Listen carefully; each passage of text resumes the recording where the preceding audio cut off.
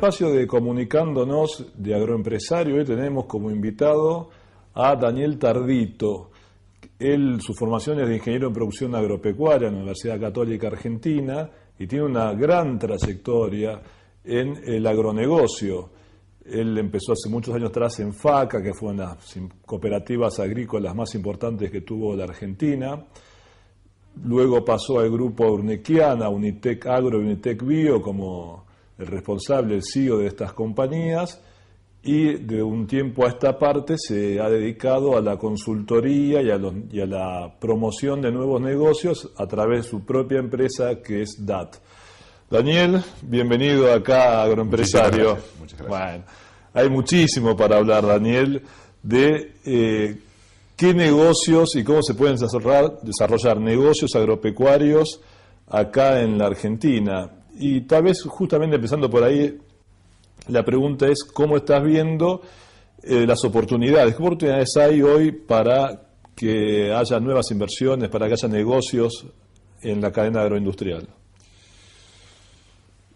Mira, las oportunidades en general siguen siendo las mismas que tenemos hace 30 años. Yo hace 35 años que estoy en este negocio y te diría que las oportunidades son en general las mismas. Y es, siempre lo planteo cuando tengo la oportunidad, Argentina hoy tiene bajo producción unas 30 millones de hectáreas. Hectáreas más, hectáreas menos, es lo que hoy tenemos. Y podría tener cómodamente 10 o 15 millones de hectáreas más, sin ninguna dificultad, solo requiere de inversión.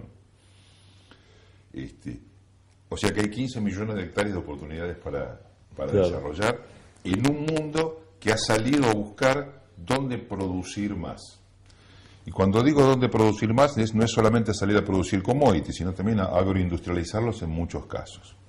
Por diferentes circunstancias que no vienen al caso de detallar, nosotros como país entramos y salimos de ese mercado permanentemente como oportunidad, o por tipo de cambio, o por regulaciones que impiden la inversión, o por regulaciones que impiden la salida de divisas, o por regulaciones que impiden la salida de producción.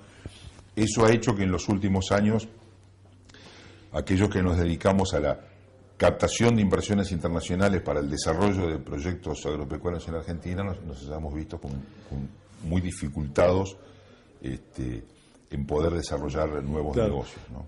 Sos una persona que viaja muchísimo por el mundo, que lo conoce bien desde este plano de los agronegocios. En estos últimos 10, 15 años, ¿no?, donde hubo un boom de precios agropecuarios, ¿no? ¿Cuál fue la región o el país que compitió con la Argentina para captar estas mismas oportunidades de inversión? Es una buena pregunta. Yo te diría que hace unos años se hablaba con que Europa del Este era el gran cuco, que de ahí iban a aparecer las millones y millones de hectáreas que iban a suplir en el mundo la falta o la necesidad de alimentos. Me refiero a Ucrania, Kazajstán, Uzbekistán, que por ahí venía el nuevo boom agrícola, que finalmente no vino. Y lo que sí se ha desarrollado, países productores tradicionales han ido creciendo a expensas de lo que nosotros hemos ido cediendo, en ganadería, en leche, en producción. Yo siempre pongo un ejemplo, he pasado gran parte de mi vida con el mundo algodonero, ¿no? En la década de los 90, nuestro principal cliente era Brasil, le vendíamos 500.000 toneladas de fibra, ¿no? Pocos años después, ya no solo no le vendíamos las 500.000 toneladas, sino que le comprábamos fibra. Brasil se había autoabastecido, había desarrollado su industria textil y nos estaba comprando. Lo mismo ha pasado con la carne, con la leche, pero diría que básicamente muchos países de Latinoamérica han ido ocupando fundamentalmente los lugares que hemos dejado nosotros. Claro.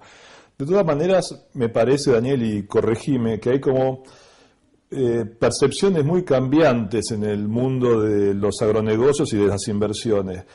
Cuando hacia 2007 estallaban los precios de los granos, de los commodities, estaba la idea de que realmente no había capacidad para producir, para alcanzar a la demanda, ¿no? Y entonces parecía que, bueno, había que hacer cosas muy importantes, porque si no, no podíamos comer.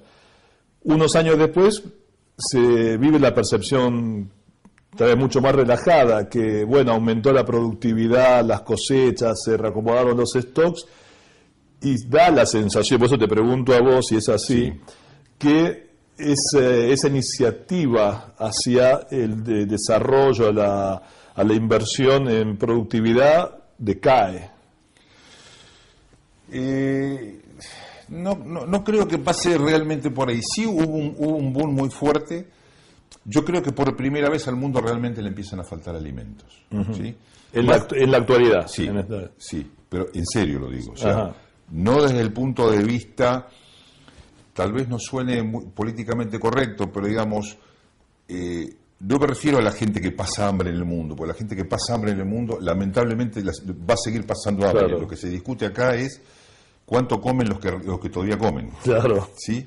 Yo sé que es espantoso, pero sí, es la realidad. O sea, el mundo o las grandes corporaciones mundiales no están preocupados por el africano que no come. Claro. Sí, lo que empieza a suceder es la necesidad del mercado que habitualmente come o que se va incorporando por el crecimiento de China, por el crecimiento de India o de algunas otras sociedades que empiezan a incorporar gente que de comer una taza de arroz, ahora come una taza de arroz y 100 gramos de carne al año. Ese es el mercado que empieza a aparecer y claro, que empieza a demandar. Y sobre todo incluiría, que no es un tema menor, a todo el mundo árabe, que está con una política de seguridad agroalimentaria que es casi política estratégica nacional de todos esos países, porque hasta hace, no sé, un par de décadas atrás están sentados arriba del petróleo y ahora están sentados arriba de todo. Claro. Hoy en el mundo, ese mundo se empieza a dar cuenta por dos problemas absolutamente distintos. Uno es, se les acabó el agua, ahí el agua es fósil, claro, no es renovable, es como el petróleo, se acaba y se acaba, por lo cual han bajado los niveles de producción con planes estratégicos y han tenido que salir al mundo a comprar y a producir. Y se han dado cuenta que la fuerza que ellos tenían en los 80 es me siento arriba del petróleo y el mundo me tiene que venir a pedir ayuda. Hoy se dan cuenta que el mundo se sienta arriba de los alimentos y los que tienen que ir a pedir ayuda son ellos. Esto ha generado un nuevo escenario, es la salida de estos países al mundo a buscar producción, alquilando tierras, comprando tierras, desarrollando tierras, etcétera, etcétera. De este mundo árabe que vos mencionás, ¿cuáles serían los países que realmente, los países que van adelante en esta política de ir a buscar el abastecimiento o ir a buscar las inversiones? Yo diría, en general todos, en particular Arabia Saudita. Arabia Saudita ha salido muy fuertemente a actuar en diferentes partes del mundo para asegurarse alimentación. Y aclaro esto que muchos creen que vienen a buscar cómo producir más barato. En realidad el problema de ellos es estar seguros que van a tener la producción. Claro. Habría que hacer en el caso de Arabia Saudita, que no es una población muy grande, ¿no? No, 26 millones de habitantes. O sea, Egipto sí es mucho más grande. Claro. Y ni hablar de Irán, que creo que tiene como política ir a los 100 millones Así es. de habitantes. Pero en el caso de Arabia Saudita, ellos en un momento intentaron ir por la producción, o sea, inyectar mucha plata, mucha inversión en producir ellos mismos ahí en Arabia, con el agua fósil, y después se dieron cuenta que así es, ese proceso es muy significativo para la región, ¿no? Absolutamente, eso ha modificado el escenario. Tal vez el ya fallecido rey Abdullah, que fue el que primero genera el plan alimentario o el plan de seguridad alimentaria nacional, se da cuenta, estoy hablando hace 30 y pico años atrás, hacia dónde iba la hipótesis de conflicto futuro, y es el primero que lanza este tema, de que después lo van siguiendo la mayoría de los países de la región, ¿no? Claro. Todos han lanzado en mayor o menor medida algún plan de protección, porque la verdadera preocupación es qué van a comer en el futuro, y se dieron cuenta que geopolíticamente es mucho más poderoso hoy el que es el dueño de los alimentos que el dueño del petróleo. Claro. De hecho ya lo ha vivido Mubarak cuando se quedó sin trigo, ¿no? Por una crisis. Dicen, nunca sabré si es real o no, que en un viaje que había hecho el rey Abdullah a Estados Unidos, hablando en esa época con Bush padre, dicen que en broma les dijo que si no se portaban bien con ellos, no le iban a dar más petróleo. Y dice que Bush padre en broma le dijo que si ellos no le daban más petróleo, él no iba a tener más comida para su pueblo. Y que de esa broma regresa el rey Abdullah a Arabia Saudita y toma conciencia de la fragilidad de su sistema, y ahí lanza el famoso Plan Nacional de Seguridad Alimentaria. Yo me acuerdo cuando estaba Julián Domínguez como ministro de Agricultura, que vino una misión de Arabia Saudita, ¿ya? Y estábamos en ese momento en un hotel ahí frente al río de la Plata, que se veía todo el río, ¿no? El estuario gigantesco, que es un reservorio de agua dulce infernal. Así es. Y yo tenía un mano a mano con el ministro de Agricultura árabe, y le digo, you have the oil, we have the water, ¿no? Así es.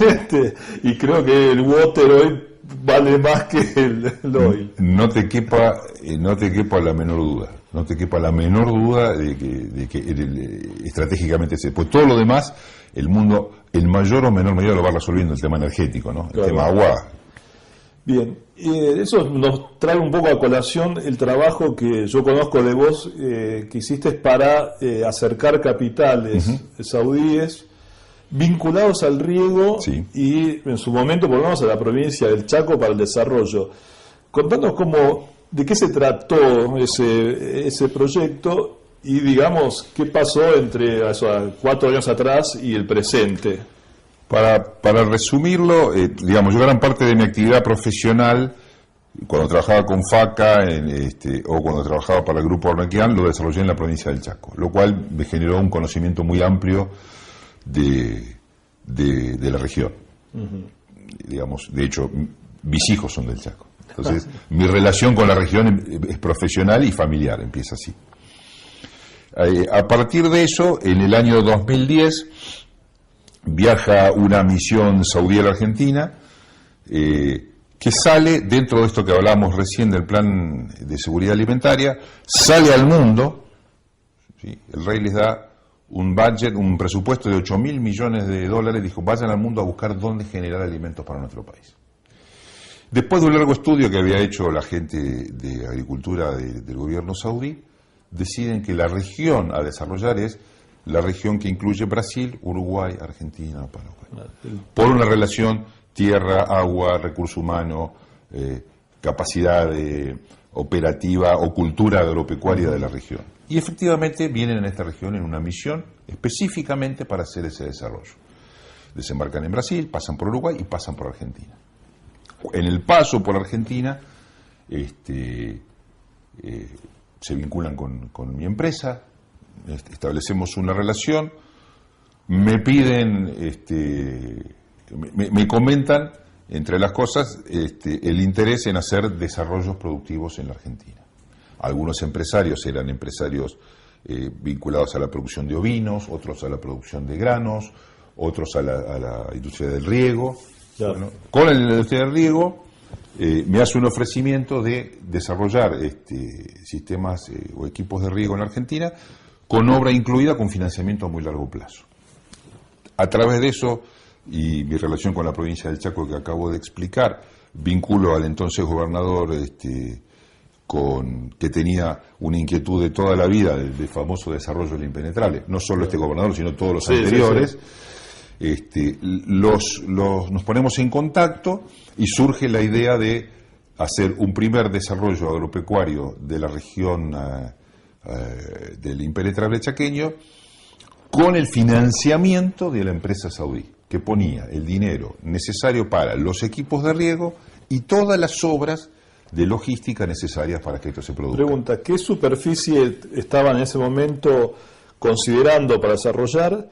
¿Y qué superficie desarrollaste vos cuando estuviste en Unitec Agro, ¿no? Porque fue una cosa, digamos, no tiene mucha prensa, pero fue algo grosso. También digo para dar una idea de lo que estamos hablando. Bueno, ¿no? en Unitec Agro se desarrollaron 15.000 hectáreas bajo riego por pivot, ¿no? Ese proyecto. ¿Con agua subterránea o no, con agua de...? Con todo un sistema de agua que toma agua desde el río Bermejo captura el agua del río Bermejo, bueno, tuvo un proceso de decantación, conducción por canales, y gran parte del riego es por canales y gran parte del riego es presurizado. O sea, 15.000 hectáreas. Y esto este proyecto... El proyecto total que se había establecido para el impenetrable en este origen era de 80.000 hectáreas, obviamente en un desarrollo de 6 o 7 años. Bueno, viene la empresa árabe, se hacen las condiciones que se habían establecido era la tierra permanecía en manos de la provincia del Chaco siempre, porque fue algo que lamentablemente se malinterpretó como que los árabes venían y se compraban el impenetrable. La tierra pertenecía siempre a la provincia del Chaco, la producción era de la provincia del Chaco, todo lo que sucediera pertenecía al Estado provincial. No tenían nada que ver, lo único que hacían los árabes financiaban el proyecto, vendían sus equipos de riego y financiaban el proyecto. Claro. A 12 años de plazo. Y también establecían un vínculo muy estrecho, digo, más allá de lo comercial, entre un gobierno provincial, por lo menos, y su país. Así es. Y era el primer desembarco formal de una empresa saudí en la Argentina. Después se produjo otro que fue el grupo Almaray, que es posterior, que compró lo que era acá Fondomonte. Pero previamente era el primer desembarco saudí, la primera exploración saudí. Era en ese momento un proyecto de $400 millones. Que se firmó el acuerdo. 5% del fondo ese que tenía. Sí. Se firmó el acuerdo, se ratificó. Bueno, eso generó todo un escándalo mediático que lo que quedó un poco, la foto era que los árabes venían y se compraban el país y se llevaban el agua y se llevaban los alimentos, que no tenían absolutamente nada que ver, era un negocio absolutamente de financiamiento internacional de un gobierno saudí, a una provincia argentina. En todo el desarrollo, bueno, de idas y vueltas, que sucedían y que no sucedían, el proyecto, en ese momento el ministro de Agricultura pasa a ser Jaguar, y nos cita, conociendo todo este tema, como representante del grupo árabe, y ahí nosotros conocemos el proyecto nacional de riego. Que son las 6 millones de hectáreas dichosas. Que es el desarrollo de todo el país, y en una primera etapa que se iba a lanzar. Entonces, lo que me pregunta Jaguar, si lo que estábamos hablando con el Chaco lo podemos hacer a nivel nacional, obviamente que sí. Así es como el proyecto Chaco termina se mete en lo que es el proyecto nacional de riego. Ahí yo recuerdo, de las charlas con Jorge Neme, que fue hasta hace muy poco el director de la UCAR y el PROSAP, que se invirtió mucho dinero de los organismos internacionales en el tema de riego, ¿no? Sí. Que una de las problemáticas que tiene el riego es, vas a ver la cuestión técnica, ¿no? De dónde saco el agua, si las tierras son aptas, etcétera.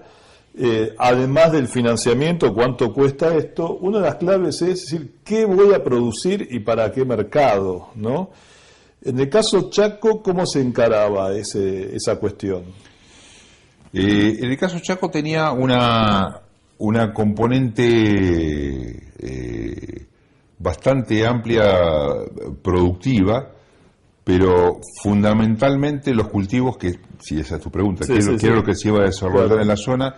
En realidad era un proyecto agroganadero, donde había un fuerte desarrollo ganadero en todo lo que era aprovechamiento silvopastoril de todas las hectáreas que se iban a mantener bajo forestación natural, pero sí con manejo silvopastoril, para un aprovechamiento integral de las hectáreas. Hay que, retrotrayéndonos al proyecto Chaco, gran parte de la superficie permanecía intacta por una cuestión de preservación del ambiente, una parte, un 25% iba a manejo silvopastoril y solo un 25% se incorporaba a la agricultura.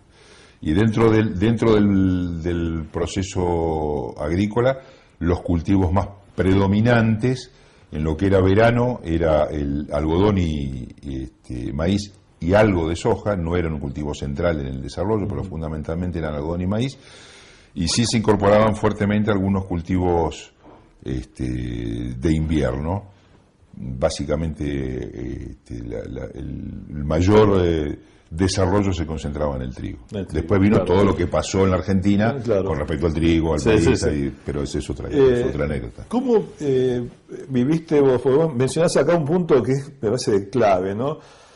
Que esto toma una dimensión mediática, social, absolutamente distorsionada de lo que era, en definitiva, el objetivo, o sea, cómo estaba planteado este acuerdo. ¿Cómo viviste vos, en base a esta experiencia, el proceso que se estaba dando en Río Negro con la inversión de una provincia china, con otras características muy diferentes? Porque en ese caso había propietario de los campos donde se iba a hacer todo el desarrollo, pero algo, digamos, relativamente similar, incluso hasta en este proyecto se desarrollaba un puerto de aguas profundas para que vinieran los barcos graneleros y pudieran cargar, ¿no? Así es. ¿Cómo lo vivís un proceso y el otro? En realidad, como fueron casi simultáneos, a nosotros en el fondo nos termina afectando ambas malas prensas, ¿no?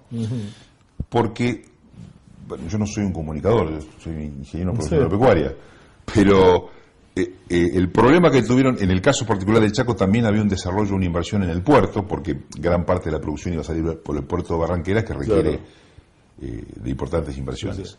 Que dentro de la magnitud del proyecto no era tan complejo. O sea, cuando yo dije la inversión que hacía en logística no era poner un equipo de riego, había que llevar energía, arreglar parte de la vía ferroviaria del Belgrano, poner en condiciones el puerto. Era un proyecto muy interesante para la provincia, muy interesante. O sea, imaginemos que en una provincia que tiene 1 millón de hectáreas bajo actividad agropecuaria, agregarle 80.000 es casi incrementar un 8% de la producción, como primera etapa.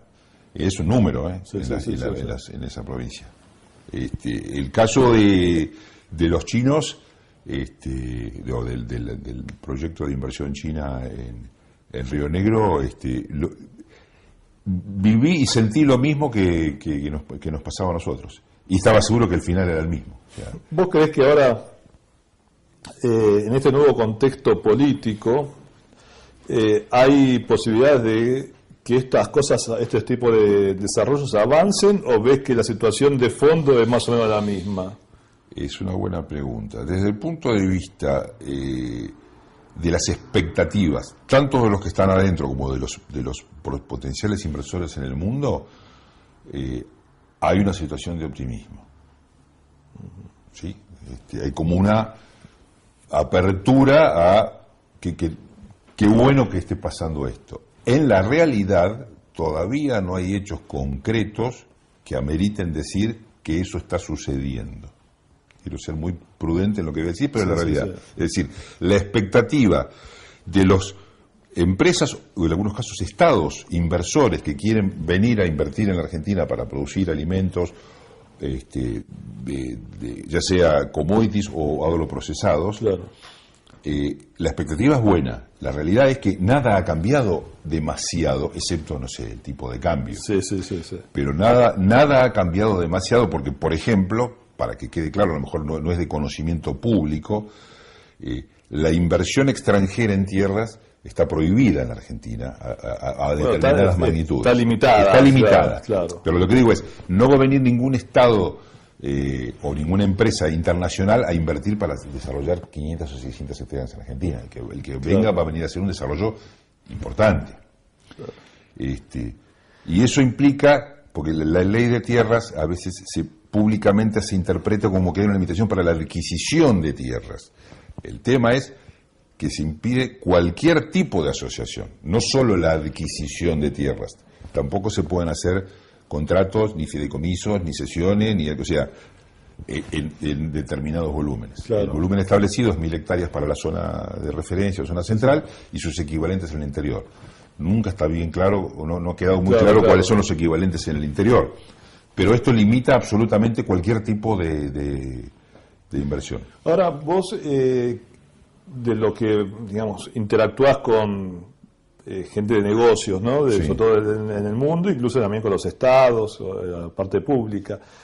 ¿Vos ves que si vinieran inversiones vendrían más hacia la ampliación de la frontera productiva, caso este que estamos hablando, Sí. ¿no? Que donde realmente se va a poner en valor 80.000 hectáreas que antes producían 1 y ahora van a producir 10, ¿no? O va a venir esa plata a decir, me compro un molino harinero, me compro una empresa qué sé yo, una de faena aviar, me compro chacinados. No. ¿A dónde ves que Es una buena pregunta. No, nosotros lo que vemos es a ampliar la frontera agropecuaria. eso sería muy Sin duda. bueno? Bueno, la ley lo impide y nuestro planteo es la ley de extranjerización de tierras, ¿no? Entonces, ¿cuál es por lo menos nuestra propuesta? Está bien, toda aquella hectárea que esté desarrollada y en producción hoy en la Argentina está protegida por la ley de extranjerización. ¿Está bien? Es así. Ahora, todo aquello que implique un nuevo desarrollo, o sea, una hectárea que hoy no produce nada, ¿sí? Sí. Yo empecé esta conversación diciendo hay 30 millones de hectáreas y podríamos tener 15 más, porque no quiero Sí. ser exagerado, 15 más. Bueno, de esas 15 más que hoy son parte del paisaje natural y que lo van a seguir siendo si no reciben inversión importante. Y cuando estamos hablando de esas 15 más, es tratar de sacarle a la gente la imagen de que la Argentina es la pampa húmeda. Ese es el barrio norte de la Argentina. El resto de la Argentina no es barrio norte. No hay luz, no hay caminos. O sea, alguien que va a producir ahí tiene que hacer una inversión logística, y lo conozco porque trabajé 34 años en el Chaco, y estoy hablando con conocimiento de causas. Hay que llevar la energía, hay que llevar el agua, hay que llevar la gente, hay que generar la infraestructura para que la gente viva. O sea, es todo un desarrollo mucho más importante de lo que la gente cree. No es ir a agarrar una hectárea y plantarla. O sea, a esos campos todavía hay que llegar físicamente. Entonces, el impacto social que tiene en el desarrollo de esas regiones es extraordinario, el beneficio social que generan. Entonces, nuestro planteo es que todo lo que sea desarrollo de nuevas tierras, que va a generar nuevos volúmenes de producción, con todas las regulaciones que el Estado quiera imponer, que se permita la inversión extranjera en esas tierras. Estoy hablando del oeste argentino. O sea, recordemos todos que el 75% de la República Argentina es desierto. Sí. El 75%. Estoy hablando de invertir en ese 75% que está fuera del radar. Y como para ir redondeando, Daniel, Sí. ¿cómo ves la situación de la empresa argentina, o sea, del sector empresarial argentino, agropecuario o no agropecuario, para también empezar un desarrollo inversor local? Es una excelente pregunta. Yo te diría que lo veo más difícil al empresario local como inversor local que al empresario extranjero. El empresario extranjero tiene hoy una misión, ya sea encomendada por su gobierno o por sus propias empresas, de salir a desarrollar producción en el mundo. Esto está clarísimo. Entonces ese inversor ya tiene claro que tiene que hacer eso. Busca dónde poder hacerlo. Claro. ¿Sí? Vuelvo a sacar la foto. El año pasado en la Argentina no solo no se podía comprar tierra, esto nos pasó con un cliente. ¿Puedo comprar tierra en tu país? No. ¿Puedo alquilarla? No. ¿Puedo hacer un contrato de aprovisionamiento? Sí, tal vez. Tendríamos que analizarlo si un productor argentino te puede aprovisionar en forma permanente. ¿Me puedo llevar a la producción? Y tenés que pedir permiso.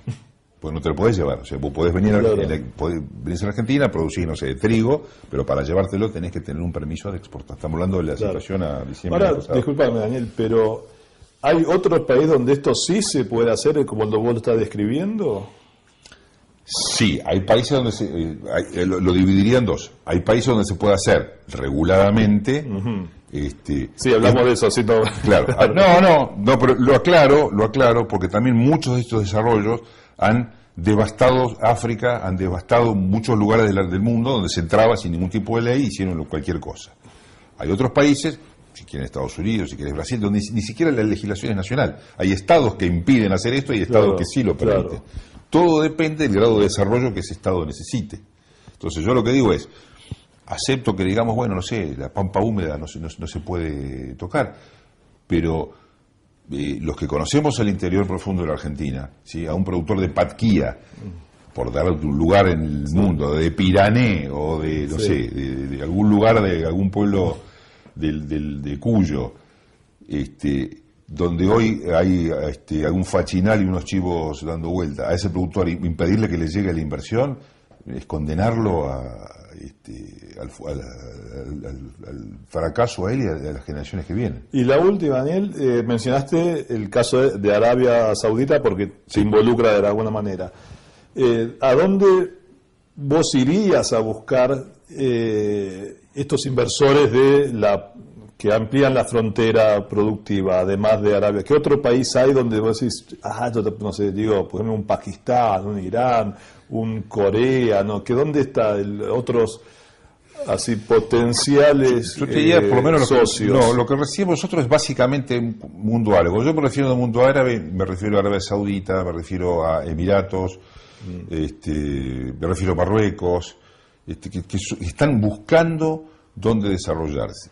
La segunda línea fuerte de buscadores de desarrollo son los chinos. El único inconveniente que en particular yo veo con los chinos, que los chinos siempre vienen apareados con alguna estrategia migratoria en el medio. O sea, el chino viene, invierte, pone la plata, pero quiere traer chinos.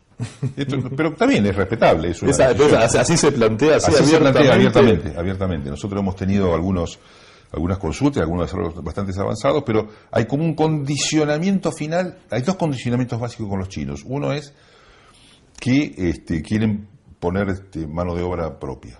No el gerenciamiento, esto lo quiero aclarar. No necesariamente el management de la empresa. Claro. Es más, el management en general prefieren conservar los locales porque lo consideran que conocen el medio, que son exitosos o lo que fuese. Claro. Pero sí quieren poner mano de obra china. Y esto genera muchos conflictos en nuestro país. ¿Y con los indios qué pasa? ¿No? Son 1.300 millones de personas, tienen una economía, solamente por ese factor es una cosa gigantesca, y estamos muy lejos de eso, ¿no? Absolutamente. Y no pasa nada, no se puede hacer nada con ellos. Yo no quiero ser cruel con lo que voy a decir, pero primero tenemos que hacer cosas con nosotros para que las cosas también sucedan, ¿no? Vuelvo a reiterar. Vos me decís, ¿cuál es el escenario argentino hoy?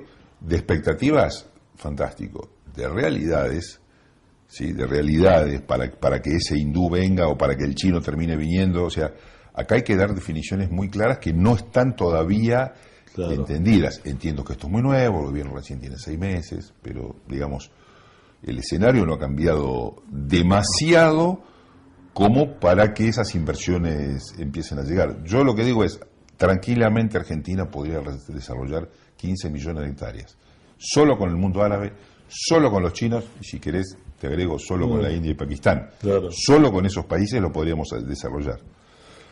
Desarrollar 15 millones de hectáreas en Argentina, voy a hacer un número muy grosero, estás hablando de 5 o 6 mil dólares por hectárea, no es menos de eso, la proporcionalidad de lo que hay que poner. Entonces son cifras extraordinarias para la Argentina de hoy. Sí. Para el mundo, nada, no es nada. Nada, es absolutamente nada. Y imaginemos un solo ejercicio económico, lo que implicaría para la Argentina tener en pocos años... Disculpame, 1 millón de hectáreas serán 5 millones de dólares, ponele 6 mil millones de dólares. 5 mil millones de dólares. Por eso. Sí, más o menos. Es nada. Es nada. Es nada. Entonces, lo que digo es, para el mundo, ¿no? Sí. Para la economía argentina o para el empresario argentino que vos preguntaste ¿viste? 60, 70, 80 mil millones de dólares es un número que yo no creo que salga jamás de aquí dentro. Bueno, un día, así, para tener una comparación, ¿no? Que yo quería comparar la número 1 agro en tecnología del mundo, ¿no? Como podría ser un Monsanto, sí, ¿no? Que factura 15 mil millones de dólares por año, 16 mil millones. ¿Cómo era en el sector automotriz, por ejemplo? ¿Equiparable a qué? ¿No? Y era equiparable a la número 17 o 18 de la industria automotriz. La número 1 vende 200 mil millones de dólares por año en autos. Con lo cual, si vos incluso me decís 60 mil, 70 mil millones de dólares, desarrollar 10 millones de hectáreas en la Argentina sería menos de la mitad de la facturación de la principal automotriz. O sea, no es guita. Por eso lo que te digo es, para los que estamos en este negocio, es tan desesperante ver un mundo lleno de dinero, buscando dónde desarrollar, ¿sí? Donde uno podría hoy como país sentarse y decirle, mira, pero las condiciones son estas. Claro. Tenés que venir y hacer esto, hacer esto. Yo lo pongo al revés y hasta dónde tiene que ver lo comunicacional. Si yo mañana agarro un pedazo no sé, 5.000 hectáreas en vaca muerta, y digo, viene Chevron o viene la empresa que sea, para poner 20 millones o 200 o 2.000 millones de dólares, no importa, para ver si sacan gas o petróleo, lo que fuese, es una noticia que está para un diario y diría, qué bueno. Claro. Ahora yo agarro las 5.000 hectáreas de al lado, las pegadas a esas, Sí, sí. y digo, y viene una empresa árabe, china, hindú, no importa, y va a producir carne, va a comprar las 5.000 hectáreas para producir carne y va a poner la plata para producir carne para el mundo. Está prohibido por la ley. Y socialmente va a decir, no, la tierra tiene que ser nuestra. Claro. ¿Cómo le vamos a dar la tierra a los chinos, a los árabes? Entonces digo, y es la misma tierra, es alambrado de por medio. Uno saca petróleo, recurso fósil, que el día que se, o gas, y el día que se acabe, se acabó y se fue, y el de acá produce carne. ¿Sí? Entonces digo, bueno, ¿cuál es la diferencia desde el punto de vista que este inversor sea un extranjero y esté bien y es algo que ayuda a la patria, y este es algo que esté mal? Claro. Que uno produce carne y otro saca petróleo. En realidad, ¿cuál es la diferencia? Es comunicacional. Absolutamente comunicacional. Bueno, trataremos de aportar a esa igualdad comunicacional. Daniel, muchísimas gracias por compartir este espacio con nosotros. Gracias a vos, ha sido un placer.